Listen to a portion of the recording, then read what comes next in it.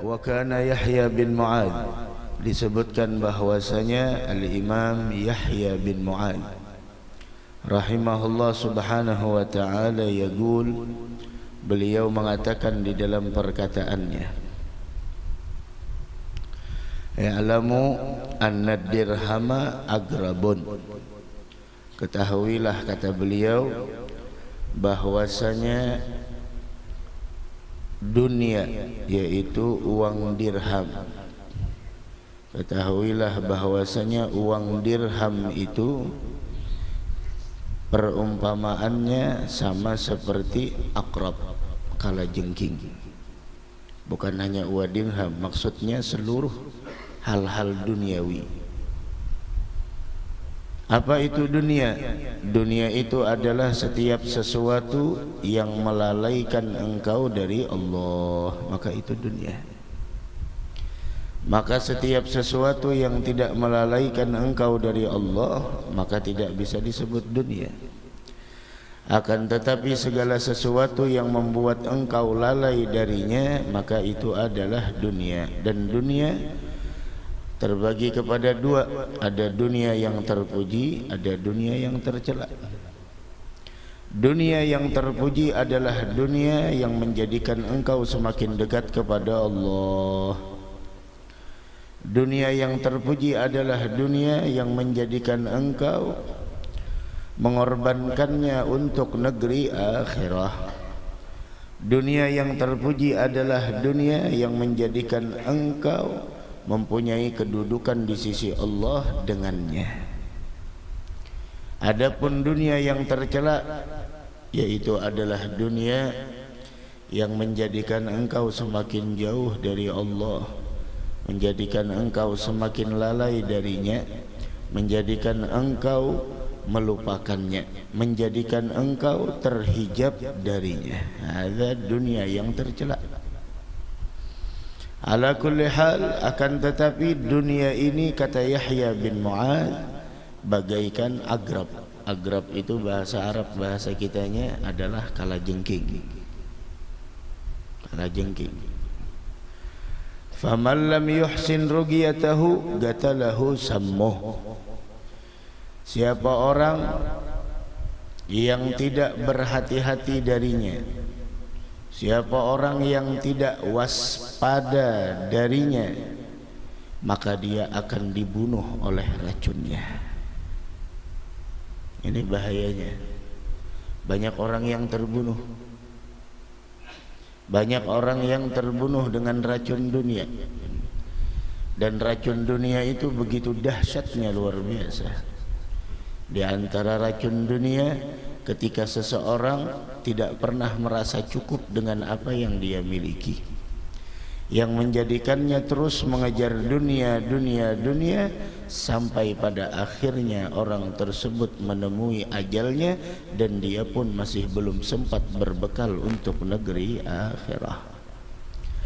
Maka pada saat itu terjadilah penyesalan. Namun apa gunanya penyesalan di negeri akhirah? Bi'satin nadamat, nadamat yaumil qiyamah. Bi'satin nadamah, nadamat yaumil qiyamah. Seburuk-buruk penyesalan adalah penyesalan di hari kiamat.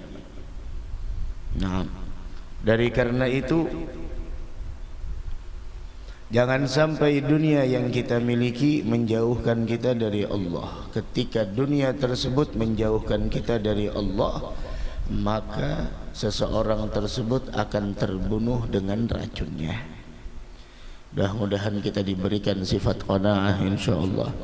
Dari karenanya Rasul mengatakan dalam sebuah hadis, tuba liman hudiya ilal Islam wa kana rizquhu kafafa wa ganna'ahu Allahu bima atah, atau kama qala sallallahu alaihi wasallam.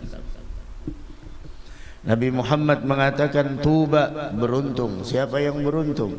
Yang beruntung yang pertama liman hudiya ilal Islam, orang yang diberikan petunjuk oleh Allah untuk menerapkan segala syariat agama Islam. Ada beruntung. Orang kalau udah dapat Islam beruntung. bukan hanya sekedar masuk ke dalam agama Islam, bukan hanya sekedar agamanya Islam, akan tetapi menerapkan seluruh syariat agama Islam di dalam dirinya. Orang muslim itu kayak apa? Orang muslim yang benar itu seperti apa? Dia terapkan. Ini beruntung. Yang kedua, wa kana rizquhu kafafa, dan rezekinya itu adalah cukup, tidak berlebihan, tidak kekurangan, tidak berlebihan, cukup. Wa ganna'ahu Allahu bima atah, dan yang berikutnya Allah berikan rasa sifat qanaah. Allah berikan sifat qanaah di dalam dirinya dengan apa yang Allah berikan kepadanya. Ini penting sifat qanaah. Dari karenanya dalam ibadah puasa ini kita belajar dengan sifat qanaah ini. Coba lihat ketika kita ingin berbuka puasa, berbagai macam keinginan yang kita inginkan untuk dihidangkan di hadapan kita, nyantap ini, nyantap itu dan lain sebagainya. Namun ketika urat leher kita sudah basah dengan air, semuanya tidak ada lagi. Keinginan tersebut hanya keinginan hampa. Ini belajar dari ibadah puasa di bulan Ramadan. Sebelum berbuka puasa, berbagai macam makanan terasa lezat, terasa. Makan ini, makan itu, dihidangkan ini, dihidangkan itu. Namun ketika masuk waktu maghrib, kemudian kita menyantap kurma, kemudian dengan air zam-zam, atau di sana kita menyantap sesuatu yang manis, ketika urat leher kita sudah basah dengan air minum, semuanya sudah tidak ada rasanya lagi. Pentingnya sifat qanaah. Karena ketika diri seseorang tidak mempunyai sifat qanaah, bawaannya adalah rakus. Rakus dengan jabatan, rakus dengan kekuasaan, rakus dengan harta, rakus dengan pakaian, makanan dan lain sebagainya. Apapun yang itu sifatnya adalah duniawi. Padahal apa yang sudah dia miliki itu melebihi daripada apa yang telah dia inginkan. Mudah-mudahan kita diberikan sifat syukur kepada Allah Subhanahu wa ta'ala. Belajar kita dari Ramadan. Ini saat ini nih, Masya Allah, udah kepikir buka nantinya makannya apa, jusnya jus apa, es buah ini itu lain sebagainya. Ketika air es sudah masuk, teh es sudah membasahi urat leher kita, semuanya terasa biasa. Yang dulunya lezat, yang dulunya indah, yang dulunya kita inginkan. Dari karenanya Rasul berlindung kepada Allah Subhanahu wa ta'ala dari sifat nafsu yang tidak pernah merasa cukup dengan apa yang diberikan oleh Allah. Beliau berdoa, wa a'udzubika min nafsin la tashba. Di antara doa yang mana Rasul berlindung darinya, yang pertama ilmu yang tidak bermanfaat. Ini harus kita pahami. Kemana-mana kita hadir majlis, tapi pertanyaannya, apakah ilmu yang kita dapatkan itu bermanfaat buat kita? Tanda ilmu yang bermanfaat menjadikan kita semakin dekat kepada Allah. Tanda ilmu yang bermanfaat semakin menambahkan rasa takutnya kita kepada Allah. Ilmu yang bermanfaat adalah ilmu yang memberitahukan tentang aib diri kita, sehingga kita buta dengan kekurangan orang lain. Ilmu yang bermanfaat yang kita tuntut adalah ilmu yang menjadikan kita tidak lagi terlalu mencintai dunia dan menjadikan kita memprioritaskan negeri akhirat. Ilmu yang memberitahukan kepada kita tentang tipu daya syaitan yang bakal merusak amal kita. Mudah-mudahan kita dipeliharakan oleh Allah Subhanahu wa ta'ala. Ini dunia, dunia la ilaha illallah, wa dhid dunya daniyah, hawadithha kathirah, wa aishatha hagirah, wa muddatha gasirah. Dunia ini adalah hina. Banyak malapetaka yang terjadi di dalamnya, musibah, gempa, zilzal, banjir, macam-macam. Begitu. Dari karenanya mari kita sama-sama kembali kepada Allah, kembali ke jalan yang dibawa oleh Nabi Muhammad bin Abdullah, yang diteruskan oleh para sahabat, tabi'in dan para ulama kita. Jangan sampai kita keluar dari jalan mereka, yang mana ketika kita menyimpang dari jalan orang-orang yang telah berjalan di jalan cahaya tersebut, maka akibatnya adalah berbagai macam malapetaka yang diturunkan oleh Allah Subhanahu wa taala. Saatnya kita kembali. Teguran demi teguran. Ibarat kata itu orang yang bersalah dikasih surat teguran SP1, SP2. Kalau terperingati ya alhamdulillah, kalau kada terperingati khalas. Yang dikhawatirkan kejahatan yang kita lakukan bukan hanya kita yang merasakan akibatnya. Jangan dikira ketika kita membangkang dari perintahnya, keluar dari jalannya, tidak taat atas perintahnya, hanya kita yang merasakan akibatnya. Bahkan orang soleh di antara kita pun juga akan merasakan akibat tersebut.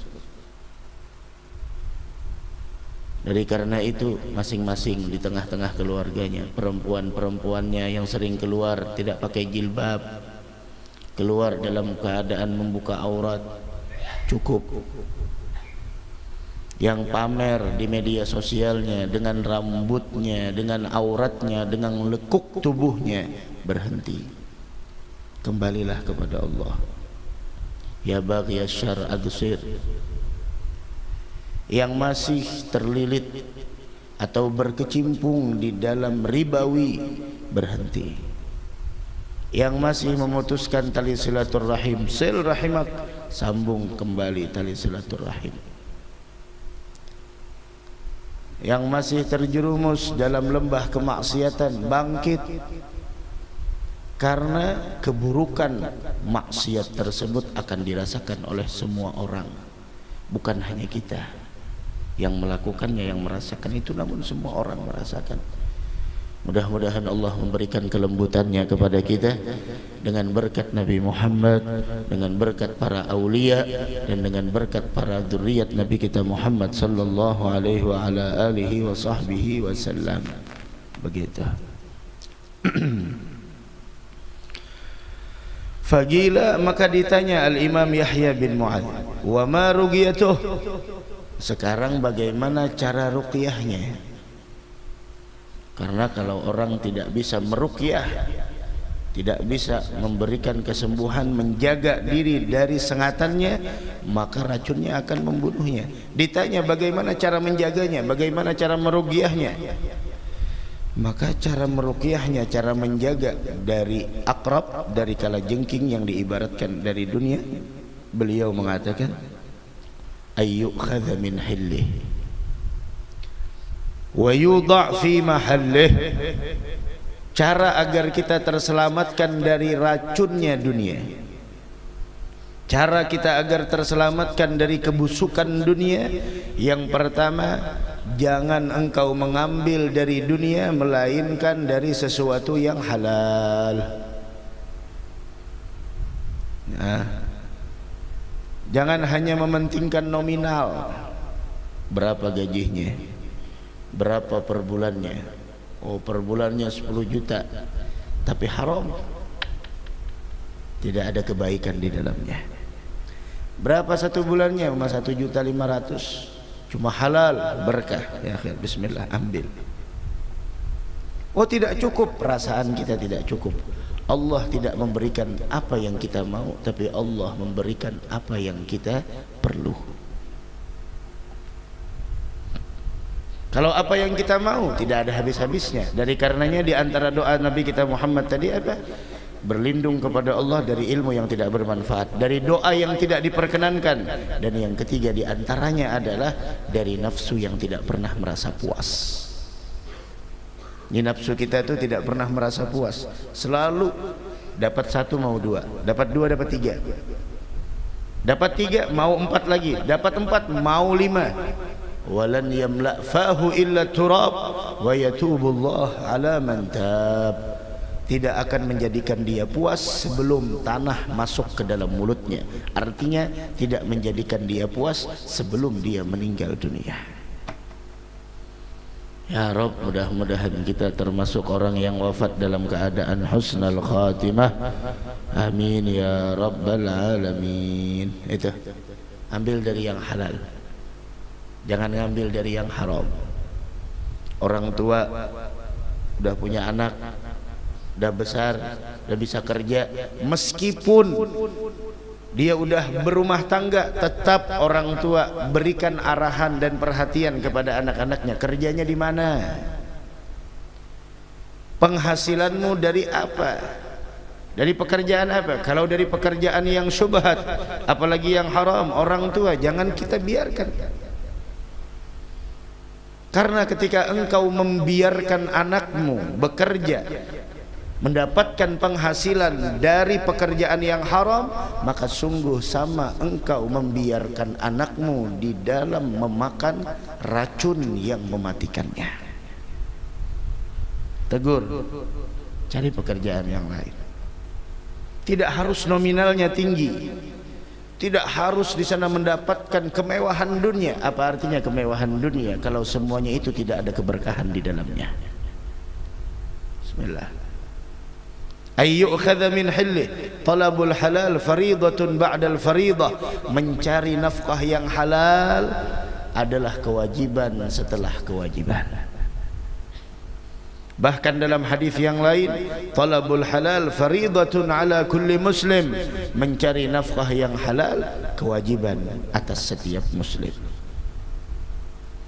La ilaha illallah. Mudah-mudahan Allah luaskan rizki umatnya Nabi Muhammad SAW, dan semoga Allah angkat segala permasalahan yang ada yang menimpa kepada umat Nabi besar Muhammad sallallahu alaihi wa ala alihi wa sahbihi wasallam. Kadang orang punya pendapat, kadang orang punya prinsip, Pak Bu. Dia mengatakan apa? Jangan nyari yang halal, nyari yang haram aja susah, apalagi nyari yang halal. Lah, selama ada kemauan pasti ada jalan. Selama ada kemauan ada jalan. Sama seperti orang yang ngutang, selama ada kemauan untuk bayar dimudahkan jalannya. Tapi ingat, ketika engkau tidak mau membayar hutangmu, ingat ada kehidupan yang abadi setelah kehidupan yang sementara ini. Kau zalimi orang lain, tidak membayar hutangnya, apakah engkau tidak mengimani akan adanya hari pembalasan? Ala yadhunnu ulaika annahum mab'utsuna liyaumin 'adzim. Apakah engkau tidak meyakini akan datangnya hari kebangkitan? Yauma yaqumun nas li rabbil alamin, di hari yang mana setiap manusia berdiri di hadapan Allah, dan Allah tidak akan membiarkan siapapun manusia selama dia masih ada persekentaan, masih ada sengketa dengan orang lain, baik urusan keadilan, baik urusan utang piutang dan lain sebagainya. Selesaikan terlebih dahulu. Berapa utangmu? 4 juta. Berapa utangmu? 5 juta. Selesaikan. Dan di sana tidak ada lagi urusan uang. Apa? Pahala. Jika kau punya pahala. Apabila engkau tidak punya pahala, ambil dari dosa orang yang pernah memberikan utang uang kepada engkau, tanggung. Hati-hati. Orang kalau ada kemauan, maka dari karenanya ngutang bayar. Masya Allah. Kalau ada kemauan untuk membayar hutang, bakal dipermudah oleh Allah. Tapi kalau orang tidak ada kemauan, ya seperti itu. Sehingga dikatakan bahwasanya walladzina jahadu fina lanahdiyannahum subulana. Begitu juga kalau kita menginginkan hidup bahagia, Allah bukakan. Hidup tenang, Allah bukakan. Hidup berkah, Allah siapkan jalannya. Yang penting kemauan. Karena ketika seseorang mempunyai satu niat yang baik, Allah bukakan 70 pintu untuk meraih niat baiknya tersebut. Jangan khawatir. Ini yang pertama, agar kita selamat dari racunnya agrab, yaitu apa tadi, kalajengking. Yang pertama itu ambil dari yang halalnya agar kita selamat. Bulan Ramadan, jangan sampai puasa bukanya dengan sesuatu yang haram. Ini kewajiban seorang suami, cari nafkah yang halal. Begitu. Kemudian yang kedua, wa yudha' min fi mahallih. Dan yang berikutnya, di samping engkau mencari makanan yang halal, nafkah yang halal, dan letakkanlah apa yang telah engkau dapatkan di tempatnya. Bagaimana maksudnya? Meletakkan apa yang kau dapat di tempatnya. Iya, Allah memberikan kita harta yang melimpah. Ketahuilah wahai orang kaya, ada hak orang yang lemah di dalam hartamu. Ada hak orang yang fakir di dalam hartamu. Ada hak orang yang miskin di dalam hartamu. Apalagi bulan Ramadan yang dikatakan oleh Nabi kita Muhammad sallallahu alaihi wa ala alihi wasallam, muasah, bulan kita berbagi. Sedekah yang kita keluarkan di bulan Ramadan beda nilainya di luar bulan Ramadan. Rasul sallallahu alaihi wa ala alihi wasallam orang yang sangat pemurah, dan lebih pemurah lagi ketika berjumpa dengan bulan Ramadan. Itu Nabi Muhammad saking pemurahnya, datang harta tidak meninggalkan untuk dirinya. Datang harta, malam datang harta. Abu Ubaidah membawa harta dari Bahrain, ditumpahkan di masjidnya beliau. Kemudian terdengar sebuah berita di luar sana, berita seperti itu. Maka dari karenanya jangan sampai kita terlalu percaya dengan berita. Karena berita itu Pak Bu, apalagi ibu-ibu, jangan terlalu percaya dengan berita. Karena berita itu kadang-kadang kabar aslinya adalah beras, tapi sudah sampai ke telinga kita jadi bubur. Bukan jadi nasi lagi, jadi bubur. Yang tadinya segini kabarnya, sampai ke kita sudah segini. Macam-macam, digoreng dan lain sebagainya. Masya Allah. Jangan terlalu percaya dengan berita. Apakan lagi di bulan Ramadan sibuk mendengarkan berita fulan, gosip fulan. Jangan sampai. Jaga puasa kita. Orang yang bertakwa dia senantiasa menjaga ibadahnya, jangan sampai hilang. Dia akan menjaga kualitas puasanya, jangan sampai tidak ada nilainya di sisi Allah. Sayang. Dari subuh udah puasa sampai jam 5 tetamu kawannya di pasar Wadai, gosip jadinya. Masya Allah. Itu lain pasar Wadai namanya, pasar daging. Daging apa? Daging manusia mentah dimakan. Sebelum buka udah buka duluan. La haula wala quwata illa billah. Itu terjadi pernah di zamannya Nabi Muhammad. 2 orang perempuan puasa tengah hari kelaparan. Izin sama Nabi Muhammad mau buka. Kata Nabi Muhammad, coba ambil mangkok. Izin sama Nabi Muhammad, dah kelaparan ya Allah. Mau buka kata Nabi Muhammad, ambil mangkok. Dia ambil mangkok, kata Nabi Muhammad, muntahkan. Ketika muntah tahu apa yang keluar? Daging mentah.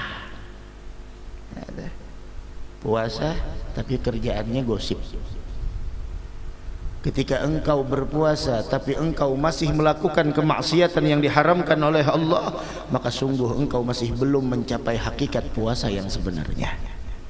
Ketika engkau puasa, matamu tidak kau puasakan, telingamu tidak kau puasakan, mulutmu tidak kau puasakan, perutmu, kehormatanmu, kedua tanganmu dan kedua kakimu, maka sungguh engkau masih belum sampai di dalam hakikat daripada sebuah puasa.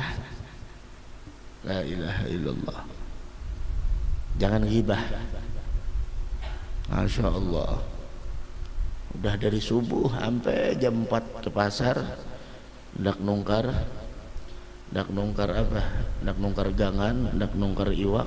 Ternyata tetamu kawan di sana, gosip, asyik gosipnya dari jam 3 sampai jam 5. Masya Allah, 2 jam gosip, bulan ini, bulan itu. Kabar yang belum tentu benar. Yang namanya kabar, nih dengarkan, yang namanya kabar bisa benar bisa salah. Untuk apa kita terlalu pusing memperhatikan sebuah kabar berita yang di dalamnya bisa benar bisa salah? Lebih baik kita sibuk dengan kabar akhirat. Ya Allah, itu kemarin mungkin seberataan merasakan bagaimana bumi kayaknya sudah capek dengan orang yang berada di atasnya. Ya Allah, belum lagi hari kiamat, baru itu teringat kita terhadap firman Allah Subhanahu wa taala, ya ayyuhan nas, wahai sekalian manusia, kata Allah, ittaqu rabbakum, takwalah kalian kepada Tuhan kalian Allah. Kenapa? Inna zalzalas sa'ati la syai'un 'azim. Ya ayyuhan nas ittaqu rabbakum, wahai sekalian manusia, takwalah kalian kepada Allah. Inna zalzalatas sa'ati syai'un 'azim. Sesungguhnya goncangan hari kiamat itu adalah kejadian yang sangat besar. Itu baru imbasnya kemarin. Bagaimana goncangan yang sebenarnya? Ya Latif. Makanya ada orang yang nantinya berteriak ketakutan, tapi ada orang yang tidak berteriak. Wa nufikha fis sur fasa'iqa man fis samawati wa man fil ard illa man sya'allah. Ketika ditiupkan nantinya sangkakala, terjadi hari kiamat yang dijelaskan dalam Al-Qur'an, inna zalzalatas sa'ati syai'un 'azim. Goncangan hari kiamat itu sangat dahsyat. Pada ketika itu orang-orang pada berteriak. Makanya di sini Allah mengatakan ya ayyuhan nas. Tapi orang yang beriman dia sabat. Orang yang beriman dia paham inilah janji Allah. Semuanya bakal sirna. Ittaqu rabbakum, takwalah kepada Allah.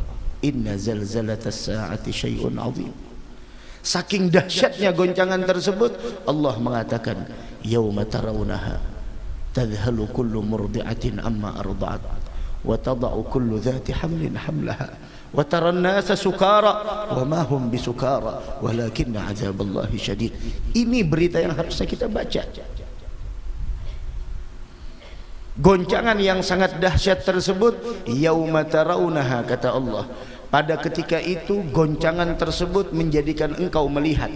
Dari goncangan itu, tadhhalu kullu murdi'atin amma arda'at, perempuan yang menyusui anaknya akan lalai terhadap anak yang dia susui pada saat itu. Di perempuan paham, lagi makan, anaknya nangis, bangun tidur dan anaknya masih dalam menyusu 2 tahun, jangan lebih dari 2 tahun. Lagi makan, anaknya bangun, langsung meninggalkan makanannya, langsung nyamperin anaknya untuk disusui. Saking sayangnya ibu terhadap anaknya. Tapi goncangan hari kiamat menjadikan ibu yang menyusui sudah tidak mengingat lagi anak yang dia susui. Bayangkan. Wa tada'u kullu dhati hamlin hamlaha, dan engkau akan melihat pada saat itu perempuan yang hamil, yang mengandung akan keguguran dari kandungannya. Allah, itu dari goncangan tersebut langsung keguguran. Wataran nas, yang paling dahsyatnya lagi apa? Ibu yang menyusui udah melupakan anaknya, yang lagi hamil keguguran. Yang lebih dahsyat lagi apa? Wa taran nasa sukara wa ma hum bisukara walakinna adzaballahi syadid. Dan engkau pada saat itu melihat manusia dalam keadaan mabuk, padahal mereka tidak mabuk. Akan tetapi yang membuat mereka seperti orang mabuk, kenapa? Mereka melihat pada saat itu azab Allah yang sangat dahsyat. Kita udah banyak lalai Pak Bu. Ittaqu rabbakum, taqwalah kepada Allah. Kembali kita, masjid makmurkan, musalla makmurkan, Al-Quran kita sinari rumah kita dengan bacaannya. Orang-orang yang lemah, orang-orang yang tidak mampu, kita santuni mereka. Bangun di keheningan malam, panggil nama Allah subhanahu wa ta'ala. Ya Rabb, mudah-mudahan Allah berikan kelembutannya kepada kita semua. Itu adalah gambaran yang Allah berikan kepada kita semua. Inna zalzalatas sa'ati syai'un azim. Yawma tarawnaha tadhalu kullu murdi'atin amma arda'at wa tada'u kullu dhati hamlin hamlaha wa taran nasa sukara wa ma hum bisukara walakinna adzaballahi syadid. La ilaha illallah. Di mana posisi kita kemarin ketika merasakan goncangan tersebut? Dalam keadaan lalai atau dalam keadaan berzikir mengingat Allah? Begitulah kematian, datangnya tiba-tiba tanpa ada pemberitahuan yang kita sadari, padahal udah ada tapi kita tidak sadar. Dari karenanya saking sayangnya Sayyidina Luqman Al-Hakim kepada anaknya, sampai beliau berwasiat kepada anaknya, ya bunayya la tuakhirit taubah, wahai anakku, ingat, jangan kau menunda taubatmu kepada Allah. Jangan sampai menunda taubatmu kepada Allah. Kenapa? Kematian itu datangnya dadakan, begitu saja dadakan. Ketika datang kematian, semua kita ingin kembali, tidak bisa lagi. Sekarang kita sudah diberikan oleh Allah, sedang diberikan oleh Allah kesempatan untuk bisa memilih mana jalan yang mengantarkan kita kepada keselamatan, mana jalan yang bakal menjerumuskan kita dalam lembah kebinasaan. Kita masih bisa memilih. Ayo pilih jalan yang selamat.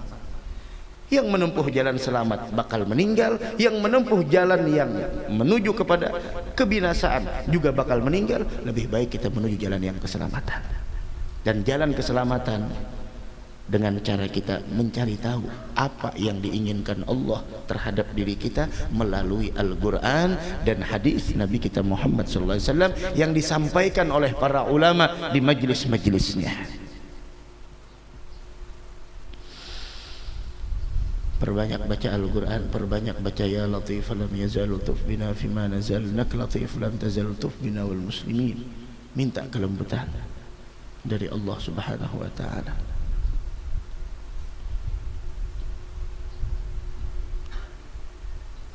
La ilaha illallah. Letakkan di dalam tempatnya. Sama seperti kita bersedekah, hati-hati. Jangan sampai sedekah kita salah sasaran. Sedekah itu yang paling afdal kemana dulu kita berikan? Keluarga. Tuh sedekah keluarga dulu. Keluarga yang miskin ada, yang lemah ada, yang fakir ada. Mereka yang lebih berhak untuk menerima sedekah kita. Setelah itu baru apa? Jiran tetangga. Ada jiran tetangga yang, oh dia jiran tetangga, dia berjiran tidak baik, dia begini, dia begitu, biar itu urusannya dia.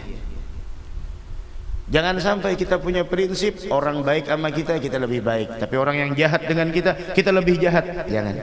Tapi kita harus punya prinsip, orang yang baik sama kita, kita tetap baik sama dia, dan orang yang jahat dengan kita, kita pun tetap baik dengan mereka. Punya prinsip semacam itu, hidup tenang. Hidup tenang. Orang jahat, tapi kadang-kadang ya perlu dengan perjuangan melawan hawa nafsu. Bapak ikan baik lawan ini aja gitu lawan ikan biar. Biasanya bisikan seperti itu, bisikan syaitan. Dari karenanya Al-Quran, la tattabi'u khutuwatis syaitan innahu lakum aduwwun mubin. Jangan kau ikuti bisikan syaitan, tipu dayanya. Kenapa? Musuhmu yang nyata. Yang namanya musuh, apa kita pernah menemukan musuh menginginkan keselamatan terhadap diri kita? Tidak ada. Orang yang lagi bermusuhan pasti musuhnya itu ingin membinasakan orang yang dia musuhi. Begitu. Berat memang. Akan tetapi di balik itu semua terdapat kemuliaan. Sama seperti kita duduk pada saat ini, nahan ngantuk luar biasa. Berat, iya berat, tapi pahalanya besar. Begitu. Itu orang yang haji. Yang pernah haji di sini paham. Orang yang melaksanakan ibadah haji, ya Allah, kayak apa di sana? Perjuangannya 40 hari. Yang reguler. Yang sebulan. Yang di sana apa namanya? Selain daripada reguler. 40 hari haji, ya Allah. Berbagai macam amal haji perlu dengan fisik yang ekstra. Dari kita pakai ihram, kemudian dimulai dengan wukuf di Arafah, kemudian mabit di Muzdalifah, kemudian melontar jumrah 3 jumrah di Mina, kemudian lagi jalan kaki dan lain sebagainya. Masya Allah, dengan trik panas yang sangat luar biasa, sehingga namun balasannya al-hajjul mabrur laisa lahul jaza illal jannah. Haji yang mabrur tidak ada balasannya melainkan adalah surga dari Allah. Berat memang, akan tetapi sesuai balasannya. Sesuai balasannya. Dan orang kalau sudah mengetahui apa yang dia inginkan, kemuliaan yang akan dia dapatkan, maka apapun pengorbanan yang dia korbankan akan terasa sedikit dan akan terasa tiada arti. Kenapa? Karena tujuannya adalah melebihi daripada pengorbanan yang akan dia korbankan. Begitu. Mudah-mudahan Allah menjaga kita semua. Jangan lalai. Apalagi bulan Ramadan. Jangan lalai. Idza zulzilatil ardu zilzalaha akhrajatil ardu galal insan ma laha. Apa ini? Ada apa? Bukan ada apa.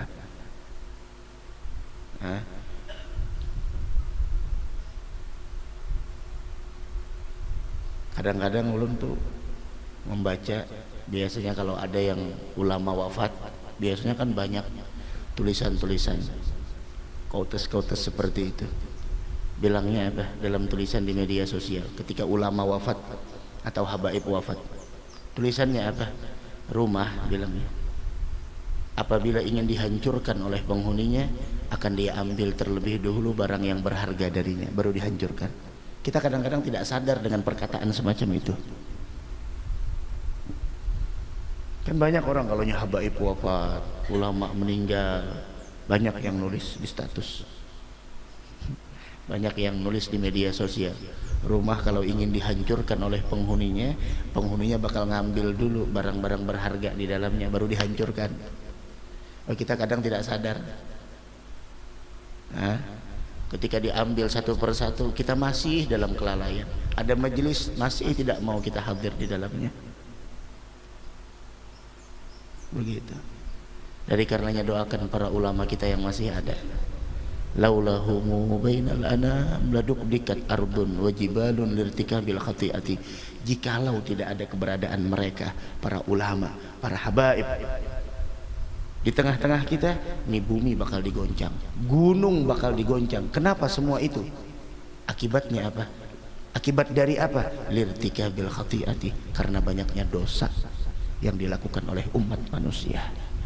Tapi keberadaan mereka yang memintakan ampun kepada Allah atas dosa-dosa yang dilakukan oleh orang-orang yang melakukan dosa, sehingga Allah Subhanahu wa ta'ala memalingkan azab dari mereka. Bahkan di dalam sebuah hadis ulun pernah kebaca bahwasanya Allah berfirman dalam haditsil qudsi, inni la ahummu bi ahlil ardi azaban. Saya sudah ingin menurunkan azab ke permukaan bumi ini, namun ketika saya melihat masih ada orang-orang yang memakmurkan masjid, musalla makmur, masjid makmur, kemudian wal mutahabbina fiyya, dan mereka yang duduk saling mencintai di jalanku. Ini duduknya kita pada saat ini. Wal mustaghfirina bil ashar, dan mereka yang meminta ampun kepadaku di waktu sahur. Saraftu anhumul adzab, aku palingkan azab dari mereka. Tiga perkara: makmurkan masjid, tahabbina fillah, saling mencintai di jalan Allah, dan meminta ampun kepada Allah di waktu sahur. Dengan tiga perkara tersebut Allah angkat bala dan musibah. Ya Rabb.